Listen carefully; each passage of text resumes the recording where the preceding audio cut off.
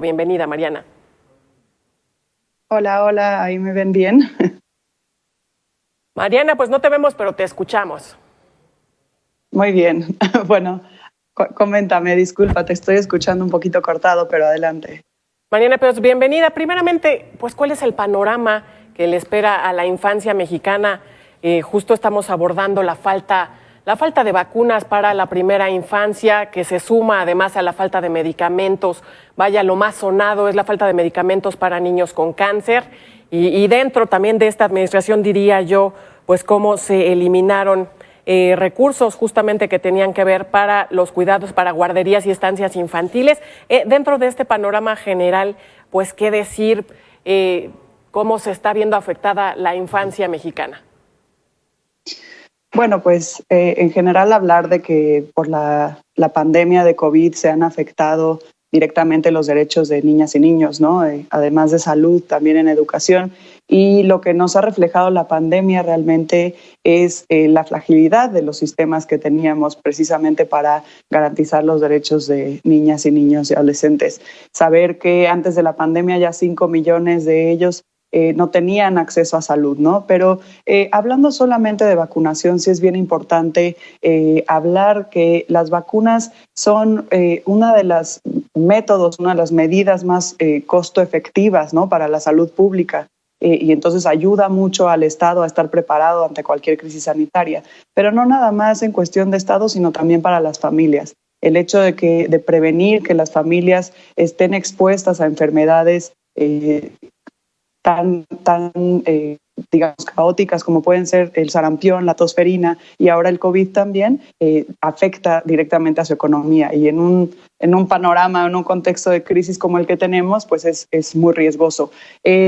Hemos visto, y en la encuesta de salud y nutrición de 2018-2019, sí reflejó que la cobertura de vacunación de niñas y niños de 1 año de edad es apenas el 10%.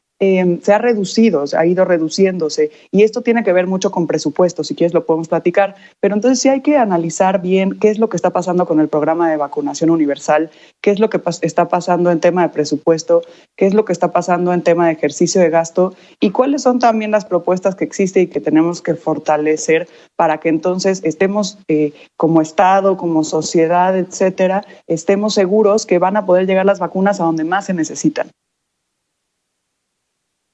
Mariana, te saluda Dan Olvera. Justo ahorita que dices, revisemos el tema del presupuesto. ¿Qué está sucediendo? ¿Qué viene para el 2021? ¿Una reducción para comprar estos insumos de vacunas, por ejemplo? Bueno, naturalmente ahorita se va a centrar el tema presupuestario seguramente en todo el COVID, pero es importante ir analizando lo que ha pasado con el presupuesto en el programa de vacunación, no solamente este año, sino lo que ha ido pasando en años anteriores y cómo analizarlo. Lo que nos damos cuenta es que a pesar de que la vacunación o el programa de vacunación universal ha presentado sobre ejercicios, es decir, que se gasta más al final de año de lo que se aprueba al inicio. Año con año ha ido sucediendo esto y, sin embargo, se sigue aprobando la misma cantidad. Entonces, por ejemplo, en 2019 se aprueba una cantidad y en 2020 y se presenta un sobreejercicio. Y en 2020, a pesar de este sobreejercicio, se vuelve a aprobar la misma cantidad. Pero además, si le sumamos nosotros la inflación y lo vemos en números reales, nos damos cuenta que realmente quiere decir una limitación del presupuesto. Entonces, no nada más esto, sino que también entonces hay que preguntarnos por qué está habiendo un sobreejercicio, dónde está la planeación del ejercicio del gasto. Y sí hay propuestas ahorita para eficientar el ejercicio de este gasto, pero están trabadas también en el legislativo. Mariana, ¿hacia dónde nos puede llevar esta falta de vacunas en la primera infancia? A lo mejor esto no podrá verse inmediatamente, pero en un futuro, pues, ¿hacia dónde podría llevarnos? Bueno, primero, importante hablar sobre el tema de salud y el derecho a la salud. Entre el 23 de febrero y el 1 de mayo, en México se reportaron, por ejemplo, 163 casos de sarampión, cosa que no había sucedido. 40 de ellos eran niños y niñas, ¿no? Entonces, lo que sucede es, como vemos en la pandemia, es que se descubre, ¿no?, toda esta fragilidad que teníamos, tanto económica, tanto en educación, tanto en infraestructura de conectividad, tanto en salud.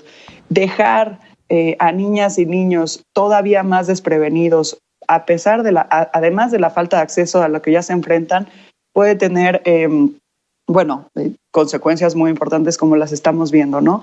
Pero también el hecho de todo lo que repercute en las familias, una enfermedad que pudo haber sido prevenible. Y a nivel macro, digamos, la importancia de cuando una enfermedad o un brote de enfermedad que pudo haber sido prevenible, lo que genera en la salud, ¿no? En el sistema de salud. Por ejemplo, con la influenza, ahorita lo vemos, y la importancia de la vacunación de la influenza, precisamente también prevenir, ¿no? Podemos ver casos cuando llega el invierno del riesgo completo que una niña o un niño no tenga influenza y que después pueda contagiarse de COVID, lo que genera para la familia, etcétera, ¿no? Entonces, la prevención, y está probado, ¿no?, la eficiencia del gasto, de garantizar que se llega a más de un 90% de la población, es fundamental y es un tema de derechos.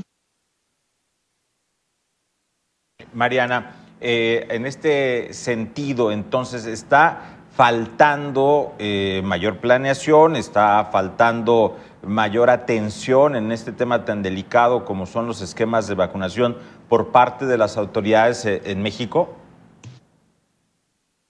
Sí, hay ventanas de oportunidad importantes en la planeación y sobre todo, por ejemplo, tener un registro nominal de vacunación, además de que un sistema unificado que articule a las entidades y que están a cargo de la implementación de la vacunación, así como a distintas instituciones que tienen que ver con vacunación.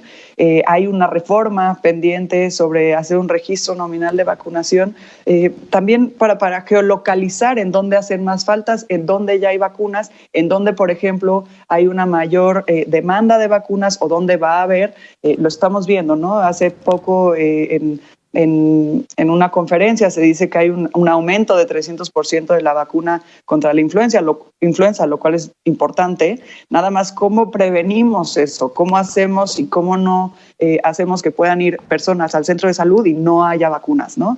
Y no nada más es el tema del registro nominal para tener un ejercicio más eficiente del presupuesto, como lo decía, sino también darnos cuenta y también un llamado al Estado, al Legislativo, al Ejecutivo, que seguir aprobando la misma cantidad para el programa de vacunación universal sin tomar en cuenta la inflación quiere decir que está habiendo una limitación en el presupuesto, aunque en los números, si nosotros los veamos, no refleje eso directamente.